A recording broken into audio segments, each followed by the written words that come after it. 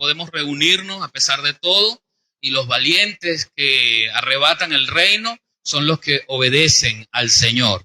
Voy a pedirle que busquen su Biblia, la primera carta del apóstol Pablo a los Corintios, capítulo 6. Y vamos a estar allí en este tiempo con una palabra que nos edifica, una palabra que nos sostiene, porque nos ayuda a tomar en cuenta al Señor en nuestras vidas. Primero a los Corintios capítulo 6, vamos a leer, yo voy a leer el versículo 12 en la versión Palabra de Dios para Todos. Primero a los Corintios capítulo 6, versículo 12 es un texto bastante conocido, y esta palabra de esta mañana lleva por título El poder para decidir. Así se llama este mensaje. El poder para decidir. Primero a los Corintios capítulo 6, versículo 12. Voy a esperar que todos lo tengan. Usted me escucha, pero lo lee allí en su Biblia. Es interesante, hermanos, cuando nosotros podemos concentrarnos en la palabra y ver cada uno en nuestras Biblias lo que se está diciendo desde acá de este micrófono. Es importante que usted siga en la lectura y que usted anote, ¿sí? Y luego en su casa usted pueda disponerse a repasar lo que aquí se dijo.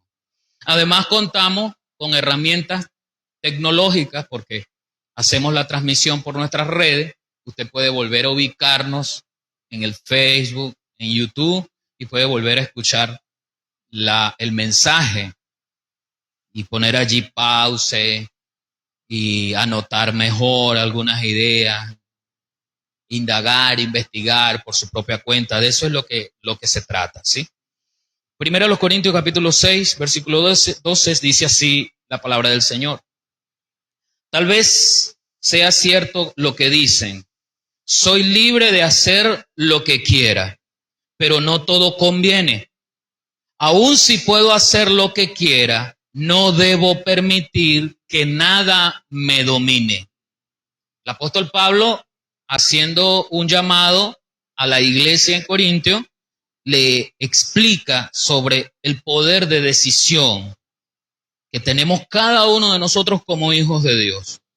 Como siempre hemos explicado, nosotros nos debemos al Señor, y en la búsqueda de la voluntad del Señor, mientras estamos concentrados buscando la voluntad del Señor, y en otros casos haciendo la voluntad del Señor, la idea es que podamos entender qué decisiones podemos tomar y qué decisiones no debemos tomar, porque no se trata solamente de poder. Y esa es la diferencia que hoy, desde este mensaje, queremos aclarar.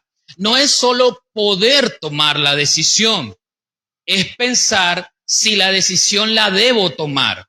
Porque la idea es que yo no puedo solamente determinar las decisiones que tengo que tomar desde el punto de vista de lo que puedo alcanzar o accesar para tomar esa decisión, sino que las consecuencias de haber tomado esa decisión también las tengo que considerar, porque toda acción tiene una reacción. Todo lo que el hombre sembrare, eso también. Entonces, no se trata solamente de que yo pueda hacerlo, aunque sea lícito, porque eso es lo que dice el apóstol Pablo. En la versión, en este mismo texto, pero en la versión Reina Valera, incluso en la versión textual dice, todas las cosas me son lícitas. ¿Qué significa que algo sea lícito? Que es legal, que está aprobado por la ley, no va en contra de la ley. Pero aunque sea lícito, yo me tengo que detener, dice el apóstol Pablo, porque aunque pueda hacerlo, porque por ley se me permite, fíjense que ya no está hablando de algo que tanto la ley de Dios como la ley humana restrinjan. O sea, no se trata ya de hacer lo malo desde el punto de vista de la letra, de desobedecer. Se trata aún de cosas que abiertamente son permitidas por la ley, pero yo debo detenerme antes y pensar, ¿me conviene? Esa es una pregunta que yo debo hacerme a mí mismo. Las grandes decisiones nos colocan en una encrucijada muchas veces. A veces tenemos opciones múltiples para una decisión. Si no me coloco el blanco, me coloco el amarillo y si no, ahí tengo el negro. En mi casa tengo, hermanos, dos ganchos de ropa llenos de varias corbatas. Y allí tengo, hermanos, para decidir. Ahí hay múltiples opciones. Pero hay momentos de la vida donde solamente estoy en una encrucijada, en una Y, que hay dos caminos. Uno de ellos debo tomarlo y el otro no. Cuando se me presentan dos caminos, yo puedo, porque al hablar de poder estoy hablando de alcanzar, de tener los recursos, de tener la oportunidad, de tener las fuerzas para tomar esa decisión. Pero ese no debe ser mi pensamiento. Las decisiones importantes, claramente yo me las tengo que tomar en serio. No pueden ser decisiones de un minuto, de que yo tenga que pasar la información para saber qué voy a decidir en para tal hora. Y para tal hora me hacen falta entonces 5 minutos y yo tengo que decidir. No, ya va. ¿Ve? Espérate. Cuando el Señor Jesús le trajeron a la mujer que había sido hallada en adulterio, le rodean la multitud, le traen los fariseos a la mujer y le piden una decisión. Le ponen a la mujer al frente y le dicen, Señor, decide. Esta mujer fue hallada en pleno acto de adulterio. Y la ley de Moisés dice que hay que apedrearla. Decide. Y el Señor Jesús, al ver que le habían traído una mujer pecadora, ¿cómo actuó según la historia que nos narra? Diferente a las acciones que nosotros tomamos cuando escuchamos que alguien falla. ¿Ves? Nos encolerizamos y necesariamente tenemos que dar una respuesta. Muchas veces que creemos que son de la palabra, pero son respuestas a priori. En el pleno desconocimiento, en el mejor de los casos desconocimiento, en el peor desobediencia, de lo que dice Gálatas acerca de restaurar, considerándote a ti mismo. Se debe hacer con mansedumbre, considerándose a uno mismo. Entonces el Señor Jesús, como no respondía en lo inmediato, y los fariseos querían que Él respondiera rápidamente, porque lo que querían precisamente con Él es que Él cayera en su propia trampa, entonces los fariseos vuelven a decirle, Señor, entonces, necesitamos respuestas tuyas. A lo que el Señor responde tomándose más tiempo. ¿Ves? Aun cuando insistieron en que debía tomar una decisión, el Señor se toma más tiempo. Y en lugar de reaccionar a la pregunta, Él acciona de otra manera. Se agacha y comienza a escribir en la tierra algo que la Biblia no nos describe. Y cuando finalmente tiene que dar una noticia, tiene que dar un informe, cuando finalmente ha tomado una decisión, ustedes conocen el resto de la historia, el Señor no apela a la inmediatez, a la obligación de quienes le rodean, no apela a responder de esa manera, aunque podía hacerlo. ¿O es que acaso era mentira que la ley de Moisés decía que tenía que ser apedreada? No era mentira. ¿Ves? Entonces, ¿podía tomar la decisión? Por supuesto que sí podía. ¿Pero qué estaba enseñando? ¿Qué quería transmitir? ¿Cuál sería la consecuencia de las decisiones? Todo eso el Señor estaba considerando cómo enseñarlo. Así que se tomó su tiempo. Las decisiones importantes necesitan que nosotros tomemos nuestro tiempo y lo evaluemos a la luz de las Escrituras. Todas las cosas me son lícitas, pero aun cuando sea lícito porque está en la ley, yo debo experimentar la idea que tenga en mi cabeza diciendo o preguntándome, ¿me conviene? Y ahí está el proceso de reflexión. Ahí está el proceso introspectivo, donde mí mismo, me pregunto a mí mismo, si así pudiésemos decirlo, ¿no? ¿Debo hacerlo? Ya no se trata de ¿puedo hacerlo? Ya no se trata de qué tan poderoso soy, qué tanta autoridad soy para tomar la decisión. Ahora se trata del deber, de la responsabilidad que nos ocupa tomar una decisión junto con sus consecuencias. Así que tenemos tres elementos, hermanos, que esta mañana vamos a ver en relación al poder de la decisión.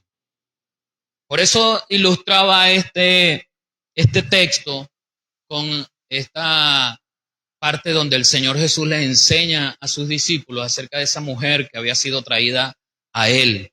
Porque necesitamos resolver en nuestra vida esa diferencia entre poder decidir o deber decidir. El primer elemento que debemos considerar es que la realidad de poder decidir y la realidad del deber decidir está en nuestras manos. Pero ¿qué debo tener en cuenta para poder decidir?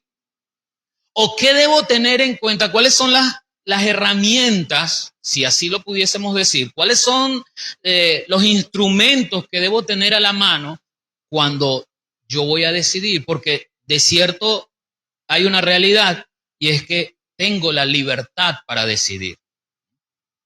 No soy esclavo, el esclavo no puede decidir por sí mismo, el esclavo no puede decidir qué va a almorzar, el esclavo no puede decidir qué va a vestir, el esclavo no puede decidir cuándo va a salir de vacaciones, el esclavo no puede decidir cuándo se va y cuándo llega.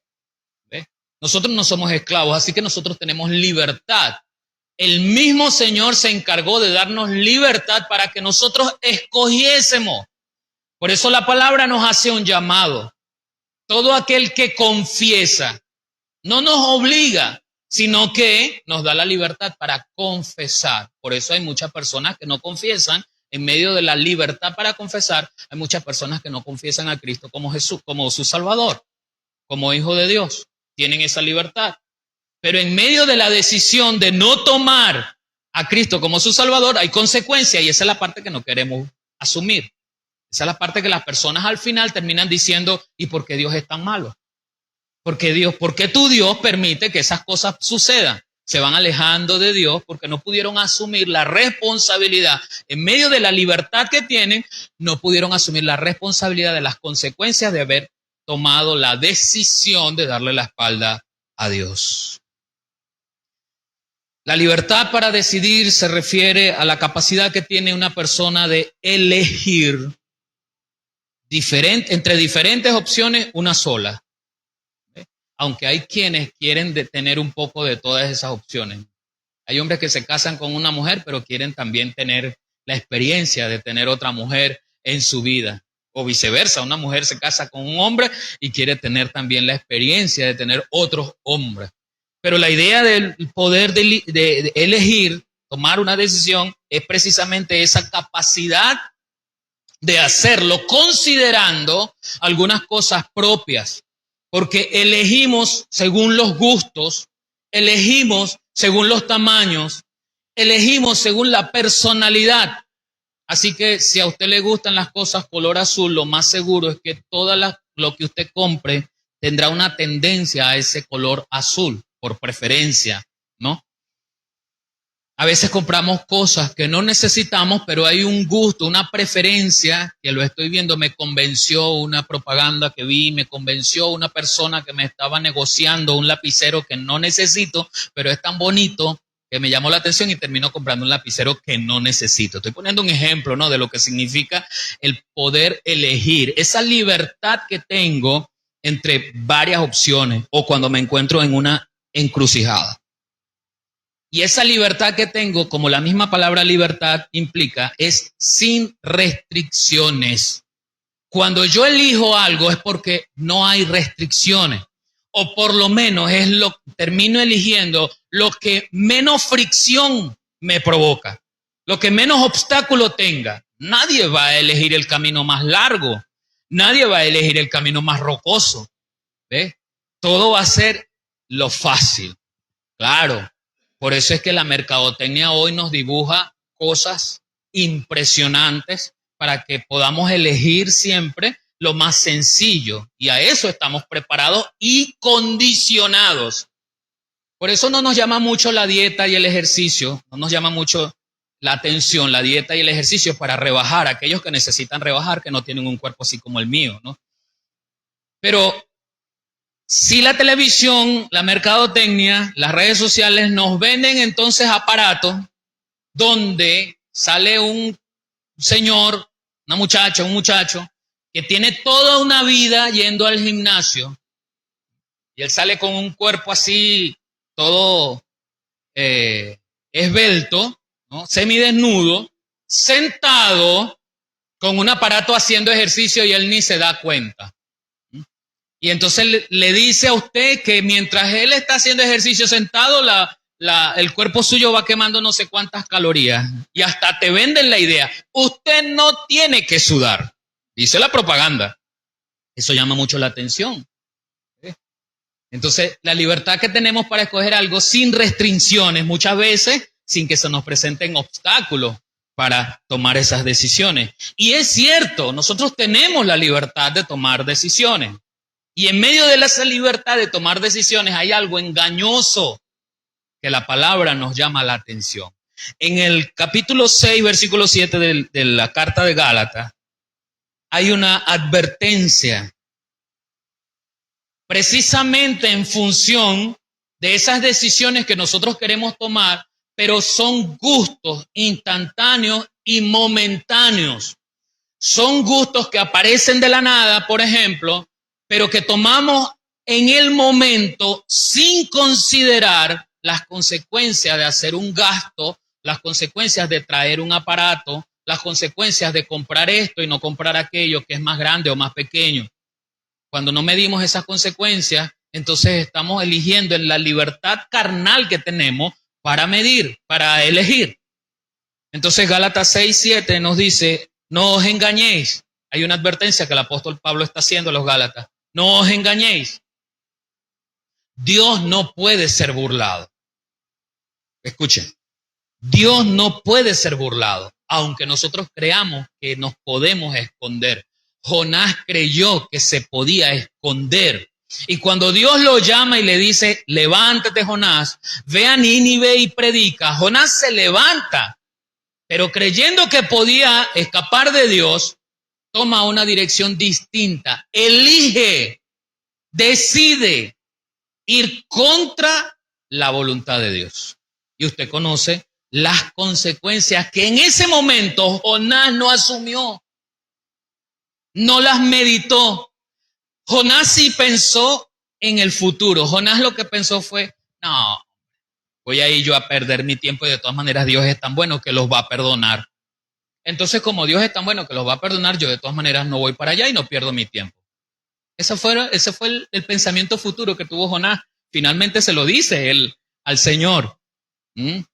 Pero el apóstol Pablo dice, Dios no puede ser burlado, pues todo lo que el hombre sembrare, eso también segará. Acuérdense que siempre estoy insistiendo en la frase de decirle, si usted siembra una semilla de limón, no espere cosechar una manzana.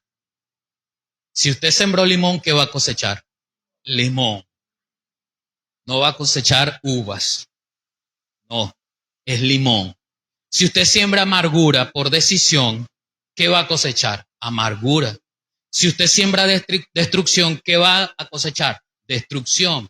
Pero eventualmente, esas son las decisiones que no pensamos que van a traer consecuencias. Solamente pensamos que las podemos tomar. Podemos tomar esas decisiones que quizás nos den placer ahorita, que quizás llenen nuestro ego, nuestro gusto ahorita. Pero, ¿y mañana? ¿Qué será con mi vida cuando la euforia, y nos sucede mucho cuando lo vemos con los niños al comprarles un juguete? Se le compra un juguete al niño, el primer día juega, bueno, a montón con ese juguete. Luego se le pasa el amor por ese juguete. Y si la caja donde vino envuelto el juguete está por allí, ahora se enamoró de la caja. donde a veces es preferible que usted le consiga 2 perolas de Pepsi-Cola, ¿verdad? Vacía, la llene de piedra y lo ponga a jugar con eso, las perolas de Pepsi-Cola. ¿Ve? Porque los niños son volubles en ese caso. ¿Ve? Les entretiene el juguete nuevo durante un momentico. Nuestros deseos son iguales aunque tengamos 50, 60, 70 años. Son iguales. Son deseos efímeros. Son deseos que como nacen en el gusto, ¿ve? Y el gusto viene por las emociones, por los sentimientos que son cambiantes, hoy están muy altos, mañana están muy bajos, entonces cuando logro tener lo que tengo, ya lo alcancé y luego me aburro de eso.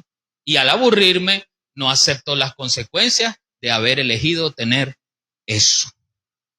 Todo lo que el hombre sembrare, eso tiene una consecuencia. Todo, hermano, todo.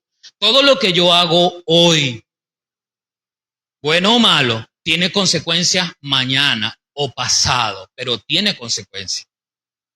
Dios no puede ser burlado. De modo que aquel que hace lo malo o elige lo malo, ¿escapará de la justicia de Dios? En ninguna manera.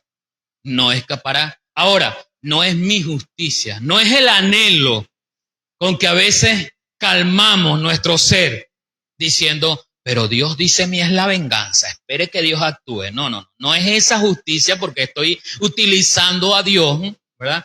Para que me vengue, pero desde mi rabia, desde mi sentimiento.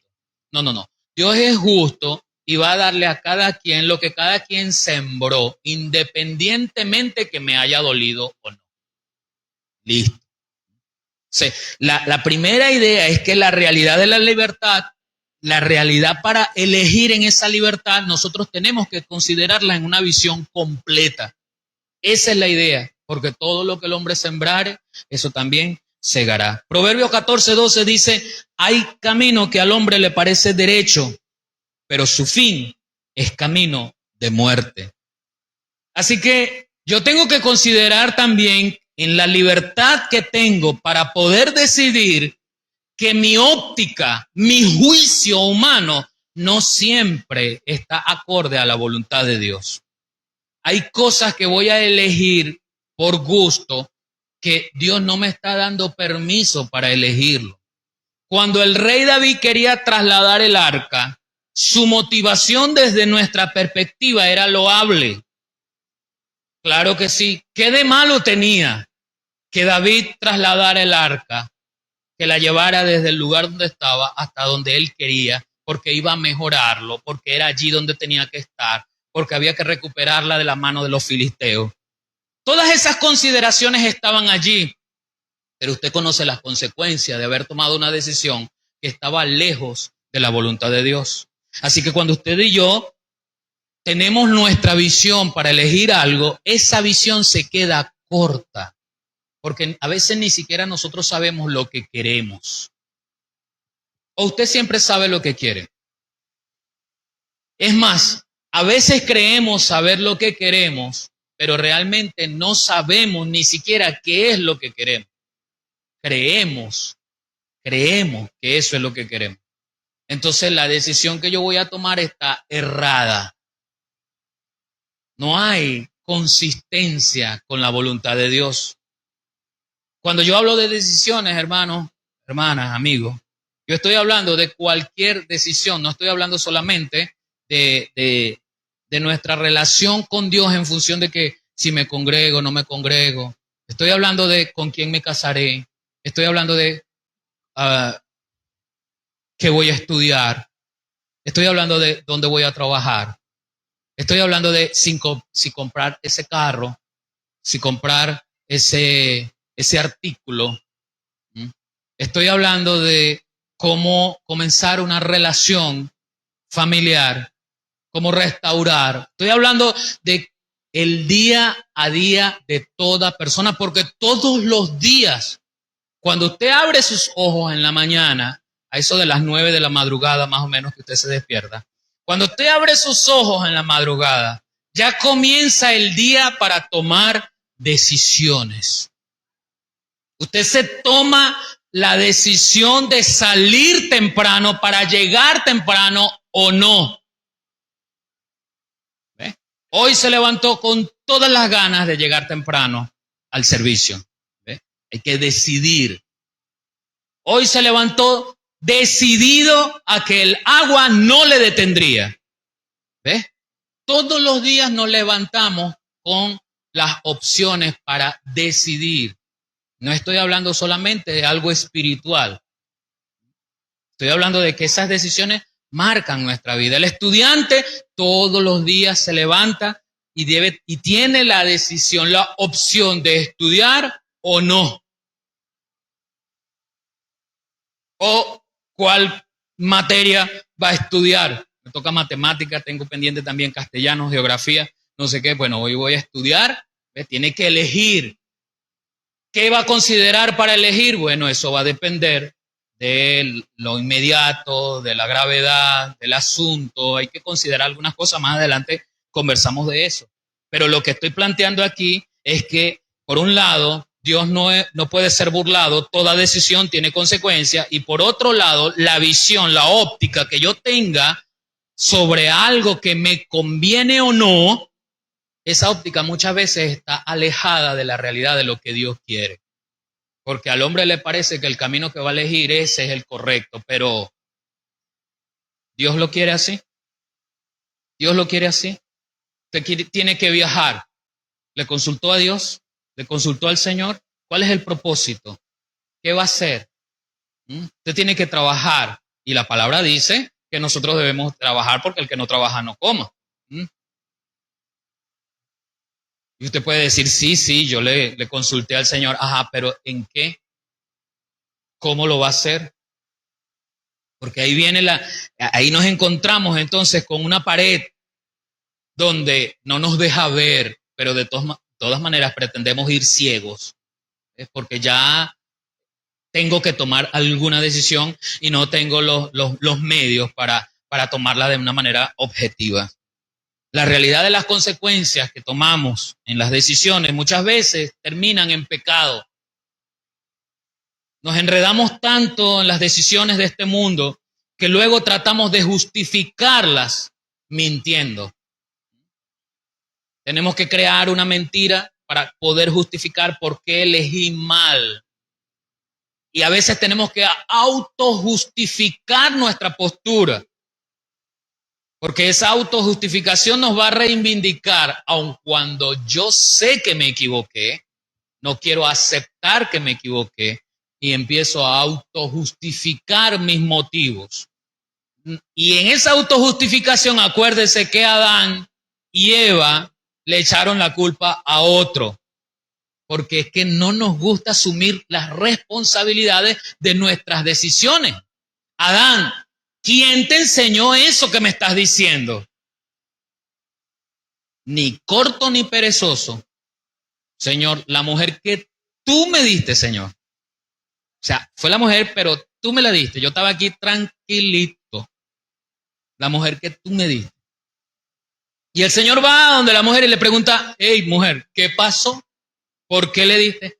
Señor, la serpiente. ¿Ve? La autojustificación va a hacer que nosotros no asumamos la responsabilidad de nuestras decisiones.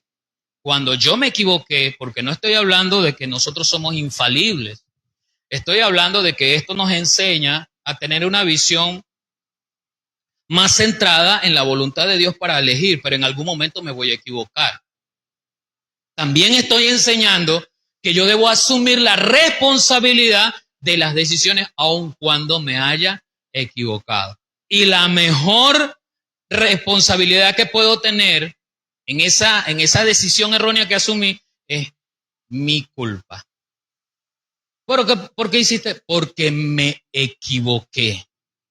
Porque estaba apurado y no lo tomé en cuenta. Porque estaba enceguecido con la rabia. Porque estaba vendado con la envidia. Porque no tenía control de mí mismo. Por eso desobedecí, eligiendo el camino que no me correspondía. Eso es encarar lo que yo sembré. Cosechar, aunque no sea lo que pensé que me saldría. Porque estaba sembrando limón, pero yo quería toda una viña de uva. Pero yo sabía que estaba sembrando limón. Así que la libertad de elegir viene también con pensar en la consecuencia. Y esa consecuencia la debo asumir con responsabilidad. Yo debo pensar, usted debe pensar en las consecuencias y en asumir la responsabilidad. Solo así estaremos hablando de la libertad, de poder disfrutar la libertad de elegir, aunque me equivoque. Porque como dije, me puedo equivocar. Es lo más seguro que suceda, me voy a equivocar. Pero qué hermoso es encontrarse a un hombre o a una mujer que asumen la responsabilidad de su error, sin ponerlo en los hombros de alguien más. No es culpa de mi esposa, no es culpa de mi esposo. No es que él no hizo, es que ella no hizo, es que él no me tiene paciencia, es que él no me ama, es que ella no me quiere, es que ella no me hizo esto, es que él no me trae aquello. Y ahí se convierte en el matrimonio en una batalla. ¿Quién es más pobrecito? ¿Quién es la víctima? Las relaciones familiares, los jefes. Yo no lo hago porque me tratan mal, allá no me quieren en el trabajo. Y así cada uno de nosotros va a encontrar la manera de autojustificarse. El apóstol Pablo le dice a los hermanos en Corinto en la primera carta, versículo 9, capítulo 8, versículo 9. Pero mirad que esta libertad vuestra no venga a ser tropezadero para los débiles. Todas las decisiones que voy a tomar en mi vida, de una u otra manera, van a afectar a mi alrededor. Nadie toma decisiones que no afecten su contexto, su ambiente, nadie. Todas las decisiones que nosotros tomamos de alguna u otra manera, permíteme utilizar este término popular, chispea a los familiares, todos. Muchas veces en medio de la avalancha de las consecuencias arrastramos a nuestra familia en esas decisiones o en esas malas decisiones que yo tomo, que me parecen que son mías y únicamente mías. Y que al final termino diciendo que nadie se meta porque es mi vida. Pero realmente termino con esas decisiones afectando a los que me rodean. Y el apóstol Pablo hace una señal en medio de esa libertad que yo tengo para poder elegir, en medio de esa responsabilidad que tengo para asumir las consecuencias, me está diciendo, piensa en los débiles. Mis decisiones no van a ser tomadas únicamente pensando en los que me rodean, pero tengo que pensar en aquellos que son débiles. En si hay algo que no tengo que hacer porque hay alguien débil, no lo hago. No lo hago. Porque la palabra dice que con toda conciencia, si yo lo hago, le enseñó el Señor Jesús a sus discípulos, es mejor que aquel que hace caer a uno de mis pequeñitos se agarre una soga al cuello con una roca y se lance al río. Eso lo enseña el Señor. En la búsqueda precisamente de internalizar o que nosotros internalicemos que nuestras acciones arrastran el contexto que tenemos y el contexto más cercano es la familia. De una u otra manera la familia se ve afectada para bien o para mal de las decisiones que usted y yo tomamos. Así que debemos considerar a la familia. La Biblia nos llama y nos dice que en la multitud de consejos está la sabiduría. ¿Y qué mejor consejo te puede dar tu papá y tu mamá? ¿Qué mejor consejo te puede dar tu esposa, tu esposo? ¿Qué mejor consejo de aquellas personas que te rodean y que quieren lo mejor para ti? No necesariamente estás obligado a reconocer que eso que te están diciendo es lo mejor. En la multitud de consejos aparecerá entonces la vía que te llevará a la elección correcta, donde los daños se minimicen hacia el exterior, hacia lo que le rodea, o sea lo más positivo posible. En medio del egoísmo, esta sociedad nos ha enseñado a llevarnos por delante a cualquiera, no importa que sea familiar, con tal de obtener las cosas que anhelamos. Y el Señor nos dice aquí que la libertad que tenemos no sea tropezadero para los más débiles. No importa el que es más débil, yo no tengo la culpa que es más débil, pero tampoco voy a hacer ocasión para que él caiga por mi responsabilidad, sobre todo haciéndolo adrede, con conciencia. Así que eso me debe alertar en función de esa libertad para decidir tiene consecuencias, yo debo asumir la responsabilidad y en tercer lugar, debo pensar que eso va a afectar mi entorno. ¿O es que acaso no se ven afectados los padres cuando los hijos se van? Y eso es algo muy natural, eso es algo que tienen que hacer. Pero cuando un hijo se va bien de la casa, cuando una hija se va bien de la casa, como debe ser, el dolor no es un dolor de amargura, el dolor es un dolor de extrañar que son 19, 20, 25 años que estuvimos conviviendo juntos y ya no voy a tenerla aquí a un lado. Yo sé que en algún momento mi hijo o mi hija se van a ir a formar su propia familia. Pero cuando se van en desobediencia, cuando se van sin tomar en cuenta la realidad de la vida en función sobre todo de lo que Dios quiere para nosotros, entonces ahí se afecta a la familia de una forma que amarga su estado. Y está en contra de lo que la palabra te está diciendo. No seas tropezadero, aún para los tuyos. El apóstol Pablo le está diciendo a los hermanos en Gálatas y a los hermanos en Corintios, hay responsabilidades que tenemos que asumir, aunque tengamos la libertad para elegir. Eso no debe ser excusa para llevarme a las personas por delante. El apóstol dice a Gálatas en el capítulo 5, versículo 13, pues ustedes, mis hermanos, han sido llamados a vivir en libertad, pero no usen esa libertad para satisfacer los deseos de la naturaleza pecaminosa. Al contrario, usen la libertad para servirse unos a otros con amor. Podemos hacer un análisis de este versículo, solamente de este versículo 13, tomando la última parte, el propósito de la libertad para elegir. La última parte, usen la libertad para servirse unos a otros. Pero normalmente, ¿qué queremos alcanzar con nuestras decisiones? Deseos personales, deseos que vienen a veces desde el estómago, porque quiero una hamburguesa. ¿Ves? Deseos que vienen a veces desde el corazón o desde la lujuria, desde las pasiones desordenadas. Deseos que atentan contra la convivencia familiar, entre esposos, laboral, eclesiástico, social, en el querer tener lo que quizás otros tienen, me lleva muchas veces a robar, matar, destruir vidas, porque yo quiero conseguir algo, quiero estatus, quiero poder, quiero riquezas. Esos son los deseos pecaminosos, que la iglesia no está alejada de eso. Porque muchas veces estamos atados a deseos pecaminosos y ni siquiera nos damos cuenta.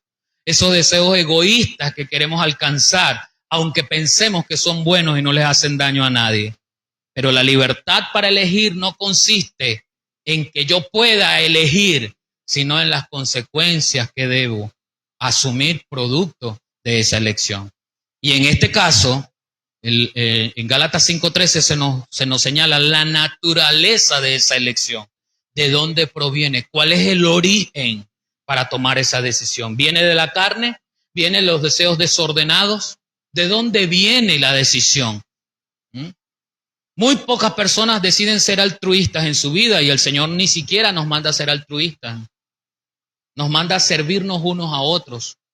Si yo te sirvo a ti, tú me sirves a mí. No es el ideal que yo te sirva esperando que tú me sirvas, pero el mandamiento es que nos sirvamos unos a otros. ¿Listo? Listo. Mis decisiones están o deberían estar en el contexto de servir unos a otros. Y es elemental para toda persona, porque cuando Dios nos hizo seres sociales. seres que necesitaban estar en medio de un grupo. El Señor creó el cielo, la tierra, creó los animales, creó al hombre y se da cuenta que el hombre tiene un desperfecto, o por lo menos está incompleto. Estaba solo. Así que el hombre necesita estar en medio de una compañía. No está hecho para estar solo porque está incompleto. Pero el hecho de que ahora tenga compañía le hace hacer corresponsable de las decisiones que va a tomar, porque ahora afectan esa compañía que tiene a un lado. Para nosotros la soltería, antes de casarnos, la soltería nos enseña a gastar en nosotros mismos. Yo le decía, no sé cuántos han oído, a mí siempre, yo comencé a trabajar jovencito. Y por supuesto, tenía anhelos, cosas que quería comprar, reunir, hacer. Cuando me caso, yo me casé también joven, yo me caso y ahora debo compartir eso que está entrando, esos ingresos los debo compartir con mi esposa. Como yo viví en mi familia, tengo una hermana y tengo una mamá, yo sé lo que es su ciclo menstrual y el gasto que hay en una familia con las toallas sanitarias de la mujer. Pero como yo no tenía que comprarles a ellas nada, no estaba en mi responsabilidad darles eso, pues yo solamente sabía superficialmente que ellas necesitaban de eso. ¿Cuánto? No sé, pero sabía que necesitaban. Si yo me caso, el primer mes necesitamos toallas sanitarias y yo, bueno, vamos a comprar toallas sanitarias y compramos las toallas sanitarias. Y el segundo mes necesito toallas sanitarias y, bueno, me pareció algo extraño, pero vamos a comprar toallas sanitarias. El paquete grande. Tercer mes vamos a comprar toallas sanitarias y no aguanté, pero bueno, ¿y entonces? Y es que tú desayunas las toallas sanitarias. ¿Qué las haces? ¿Ves? Porque era inconcebible para mí que un paquete de 10, de 20 toallas sanitarias se gastaran y ya yo saqué la cuenta, 10, 20, 30, 3 meses. ¿Y qué pasó aquí? Y eso no dura, son 3 días, 5 días máximo. Yo sacaba la cuenta, una cada día. Saque usted la cuenta. 5 por 3, 15. ¿Y los otros paquetes qué te estás haciendo con los otros paquetes? ¿Los estás vendiendo por ahí? ¿Ah? Cuando uno no está acostumbrado a vivir, ¿verdad? Esa vida matrimonial. Porque uno está acostumbrado en la soltería, ¿verdad?, a gastar en otras cosas. Ahora uno asume una nueva responsabilidad, uno está en medio de una comunión, en este caso, en este ejemplo, con la esposa, y en esa comunión entonces hay decisiones que afectan también a la esposa y viceversa, la esposa con el esposo igualmente. Entonces le decía, hermano, que en primer lugar, el primer elemento que consideramos es que la libertad y el poder hacer las cosas, yo debo pensar en la responsabilidad de asumir las consecuencias y que cada decisión que yo tome indudablemente va a afectar a quienes me rodean. Entonces yo tengo que considerar a los que me rodean también para el momento de elegir. Y algo que se puso muy de moda y algo con lo cual yo no estoy de acuerdo. Sé que hay momentos en que las cosas deben darse, bueno, casi que pasan fuera de nuestras manos. Pero cuando se trata de elección, hay que tener cuidado. Y cuando la migración en Venezuela se dio a partir del 2015, 2016, empezamos a argumentar que era necesario que yo me fuera sin mi esposa o sin mi esposo. Y yo vengo o te mando a buscar un año después. Pero te casaste para abandonar a tu esposo o a tu esposa por lo que sea, sin pensar en que Dios jamás va a decirte abandona por un tiempito a tu esposa para que hagas esto. Jamás.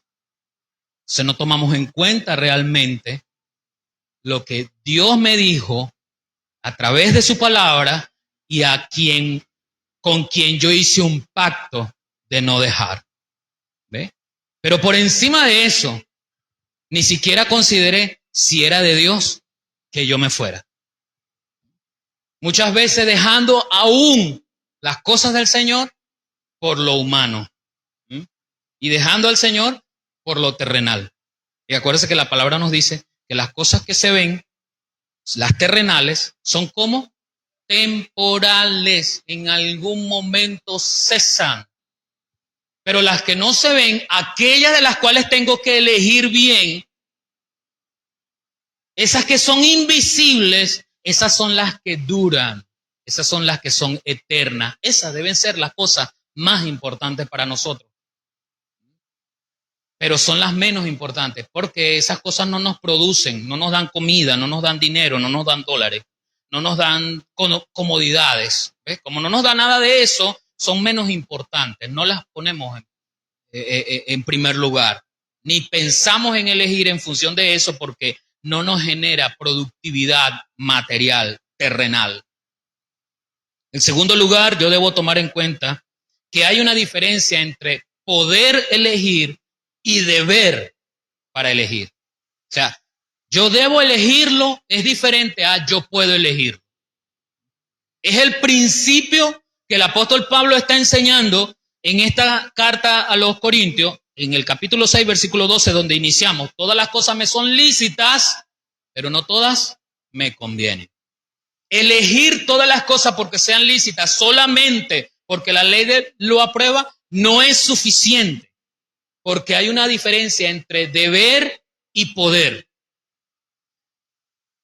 Yo puedo hacer las cosas, pero eso no me acredita para que yo la haga.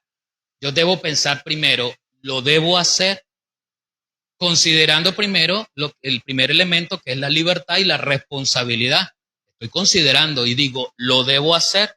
Porque de poder quizás lo pueda. 1 Corintios 13, 11, quizás me pone en contexto en función de la responsabilidad, cuando el deber y el poder no coinciden, porque hay momentos en que el deber y el poder coinciden, y eso es lo que quiere el apóstol Pablo enseñarnos.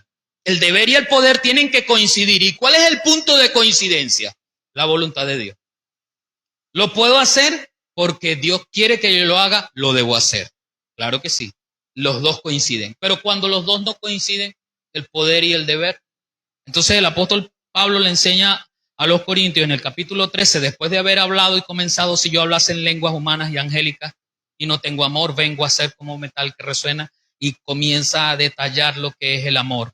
En esa maduración de entender lo que es el amor, el apóstol Pablo en el versículo 13 dice, alguna vez fui niño y mi modo de hablar, mi modo de entender las cosas y mi manera de pensar eran los de un niño, pero ahora soy un adulto, una persona adulta. Y todo eso, es decir, todo lo que era de niño, y todo eso lo he dejado atrás.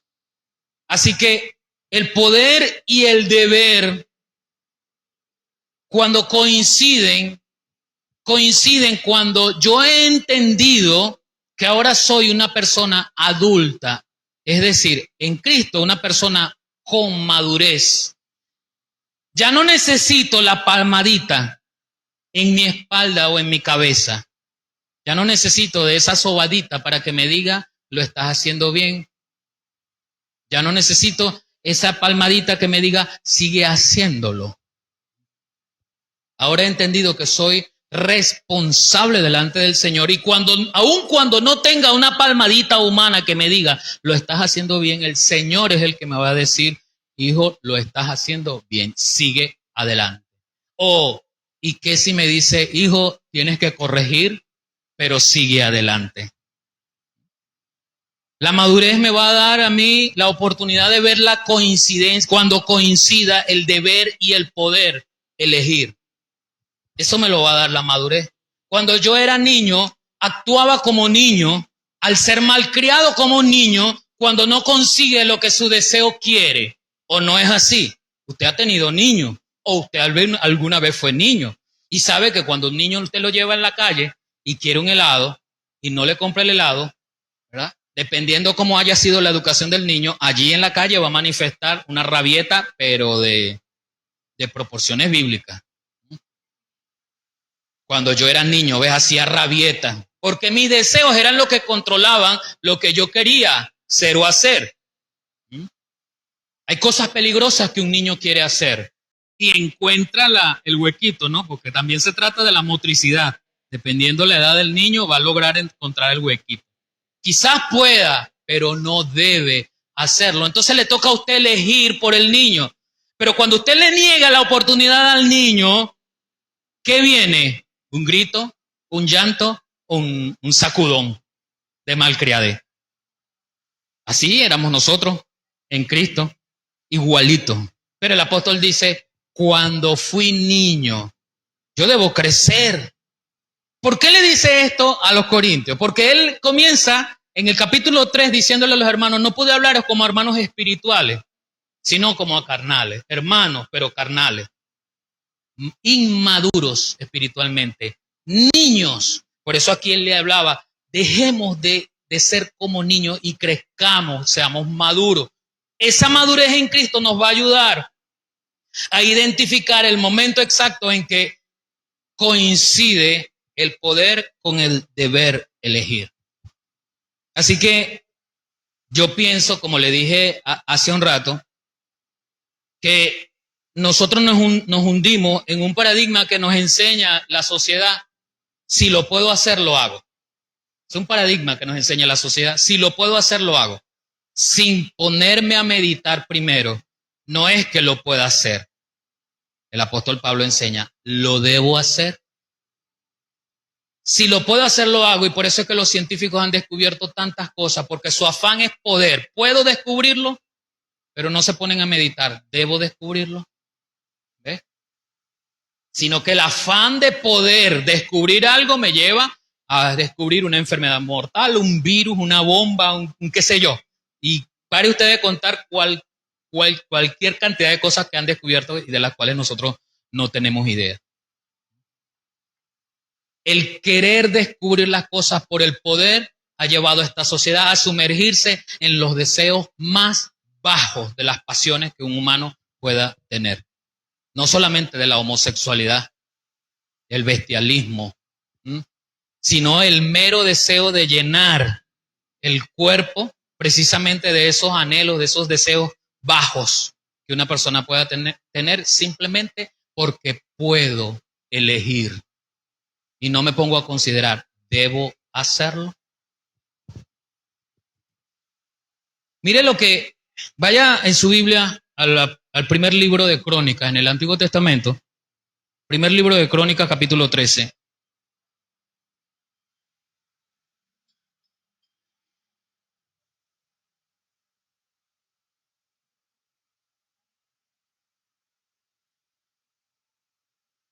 Primera de Crónicas, capítulo 13. Y fíjense lo que es encontrar la diferencia entre el deber y el poder elegir, cuando coinciden y cuando no coinciden. Y yo les ponía este caso hace algunos minutos atrás. Primera de Crónicas 13, 1 al 4. Sígame allí en su Biblia. Entonces David tomó consejo con los capitanes de millares y de centenas y con todos los jefes. Y dijo David a toda la asamblea de Israel, si os parece bien y si es la voluntad de Jehová nuestro Dios, enviaremos a todas partes por nuestros hermanos que han quedado en toda la tierra de Israel y por los sacerdotes y levitas que están con ellos en sus ciudades y ejidos, para que se reúnan con nosotros y traigamos el arca de nuestro Dios a nosotros, porque desde el tiempo de Saúl no hemos hecho caso de ella. Y dijo toda la asamblea que se hiciese así, porque la cosa parecía bien. ¿A quién? ¿A quién parecía bien? Y se consultó a Dios. Escúcheme, mire lo que dice la última parte del capítulo, del versículo 4. Porque la cosa parecía bien. ¿A quién? Al pueblo. Se consultó a Dios. Y usted conoce el desenlace. Pero lo que yo quiero decirle, que preste atención, no es al desenlace. Yo sé que usted lo conoce. Si no lo conoce, ya lo ubiqué. 1 Corintios 13, 1 en adelante. Usted va a ver el desenlace de esta elección. Pero que tiene aquí una ceguera, porque ni David, ni los jefes de millares, ni los capitanes, ni el pueblo pudieron observar si el deber y el poder elegir coincidían con la voluntad de Dios. No pudieron observarlo. ¿Qué se observó? Desde la perspectiva de David, David era el rey. ¿Podía? Claro que podía, él era el rey. ¿Y quién dice que no? Él era el rey. Por su investidura, David podía tomar esa decisión. Por esa investidura le daba recursos a David, porque habla de todo un ejército, capitanes de millares y de centenas y los jefes y toda la asamblea. Así que David tenía recursos. ¿Podía David tomar esa decisión? No solamente su investidura como rey, sino contaba con los recursos. ¿Podía o no podía? Claro que podía. Claro que podía. Tenía a sus órdenes millares. Y sobre esos millares tenía jefes, capitanes y todo el pueblo que no pertenecía al ejército. Contaba con los recursos. Desde la perspectiva de David, él hizo una consulta al pueblo. ¿Y qué dijo el pueblo? Vamos a hacerlo. ¿Podía o no podía David? Claro que sí. O sea, yo quiero que usted se ubique, hermano, vamos a tener empatía con David. Así que tome las sandalias de David y póngaselas. Y piense en este panorama desde la perspectiva de David. ¿Podía o no podía? Claro que sí. Él era el rey, tenía los recursos y había consultado con el pueblo. ¿Quién le dice que no?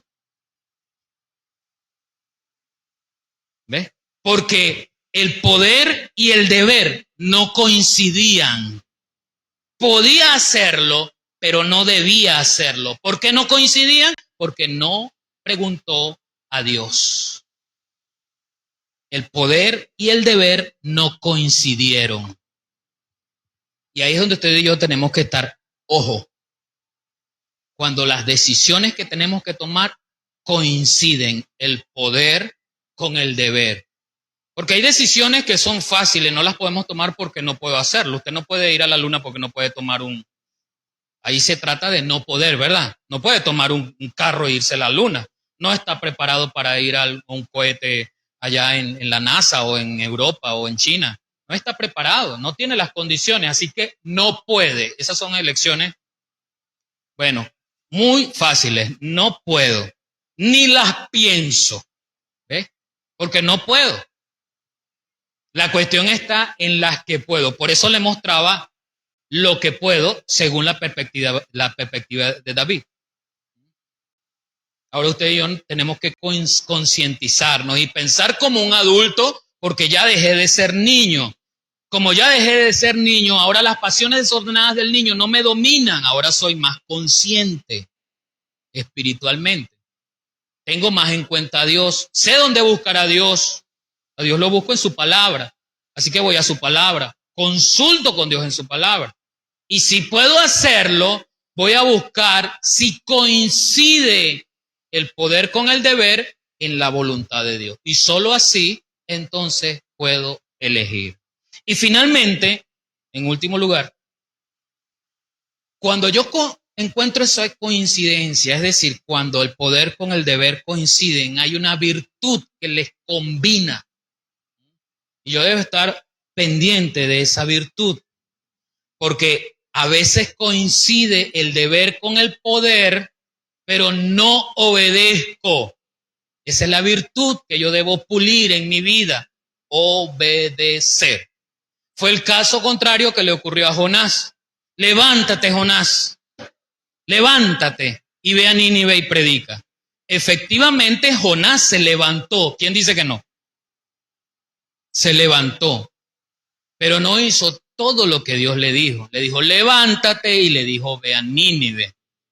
Y usted sabe cómo nos narra la historia, que agarró en dirección totalmente opuesta a la dirección que le había dado Dios. Desobediencia. ¿Podía hacerlo? Claro que sí. Por algo el Señor lo elige. Jonás podía ir a Nínive como profeta y predicarle a Nínive. ¿Ves? Podía hacerlo, Dios lo encomendó. ¿Debía hacerlo? Claro que sí, Dios estaba dando la orden. Jonás lo escuchó audiblemente. Era público y notorio que Dios estaba enviando en una misión a Jonás. Pero escúcheme, aunque el poder con el deber estaban coincidiendo en la voluntad de Dios, Jonás decidió no obedecer, fue desobediente. ¿Ve que las cosas a veces no son como nosotros creemos? Muchas veces no le prestamos atención al deber y al poder que coincidan, no le prestamos atención a las responsabilidades que vienen.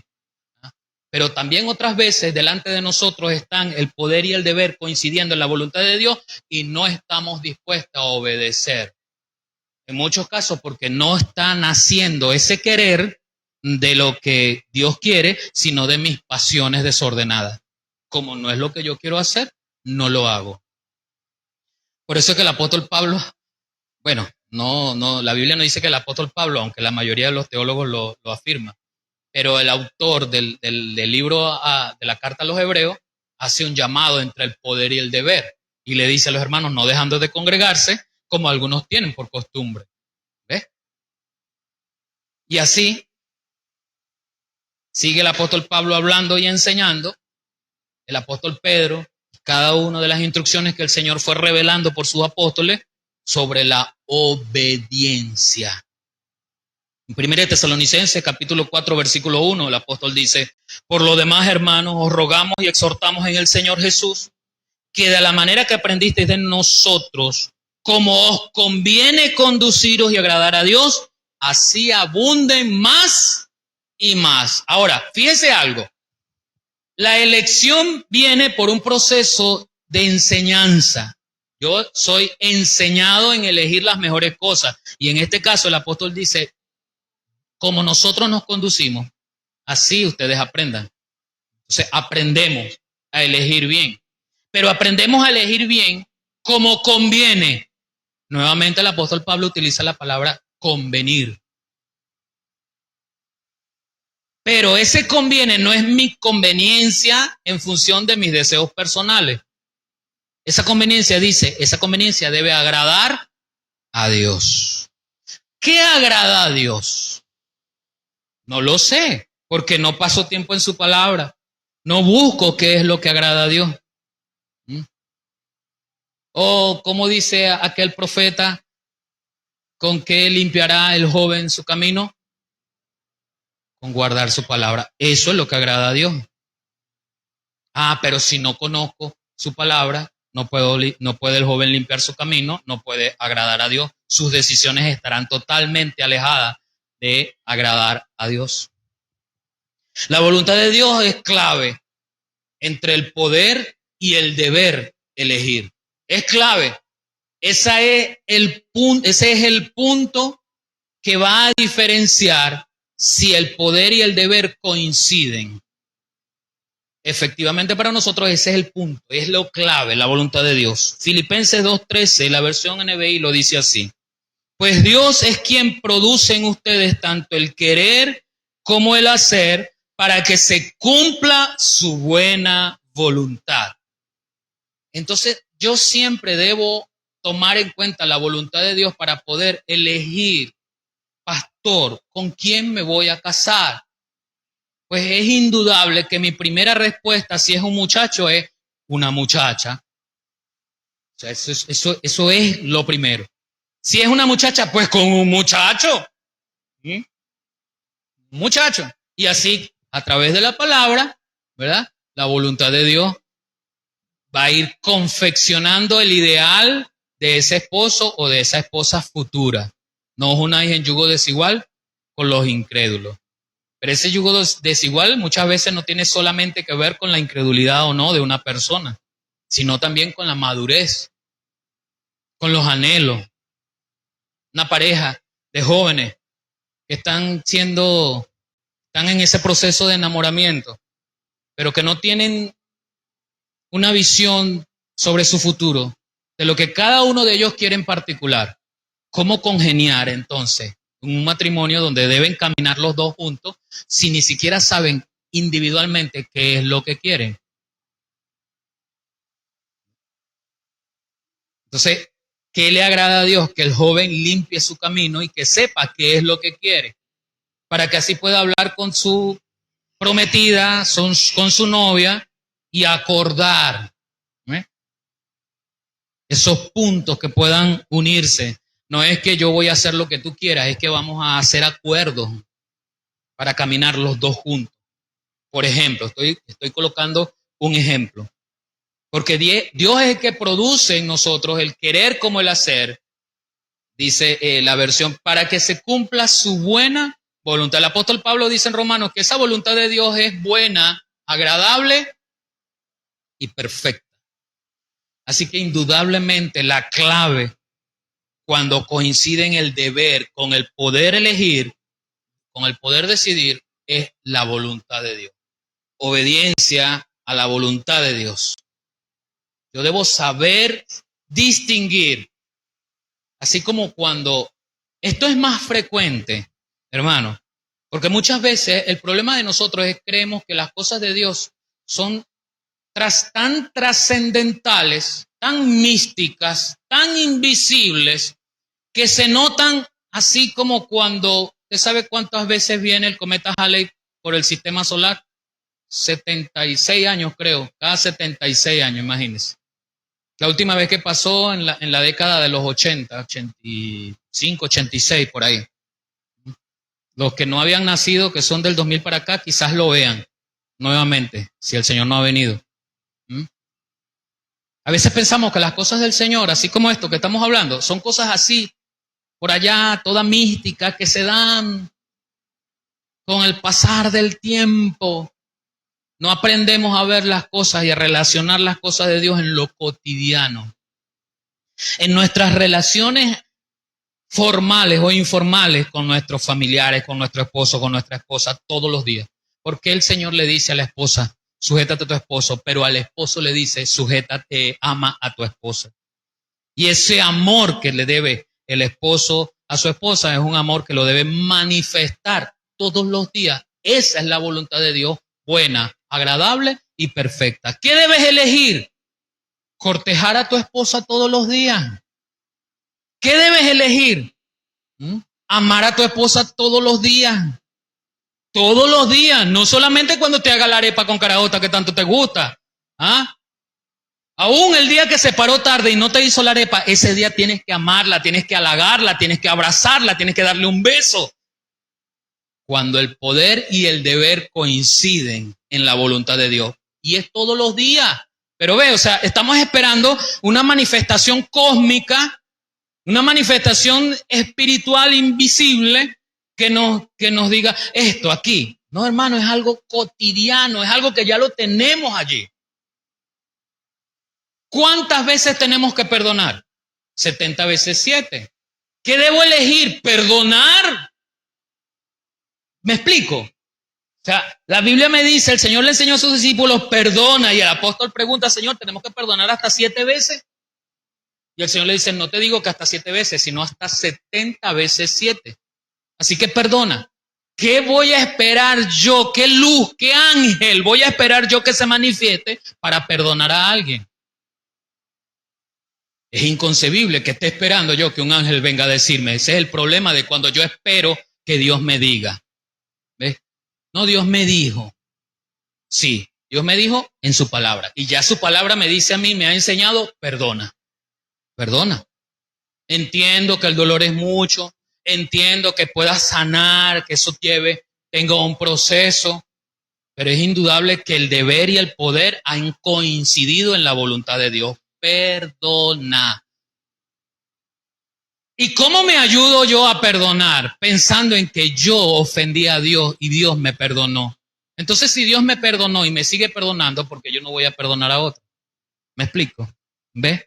El deber y el poder elegir coincidieron y no tengo que esperar una manifestación cósmica del universo, que algo me hable, que venga un rayo, un trueno, un ángel, y me hable. No, ya su palabra lo está diciendo. Y es algo cotidiano, es algo de todos los días.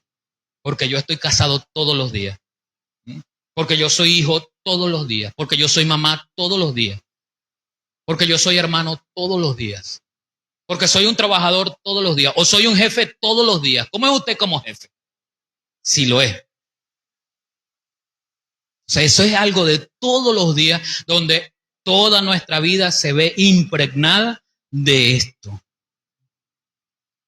Y quiero terminar con este versículo que resume precisamente la realidad entre el deber y el poder elegir. Búsquelo, por favor, en Eclesiastés capítulo 12, versículo 13. Eclesiastés capítulo 12, versículo 13.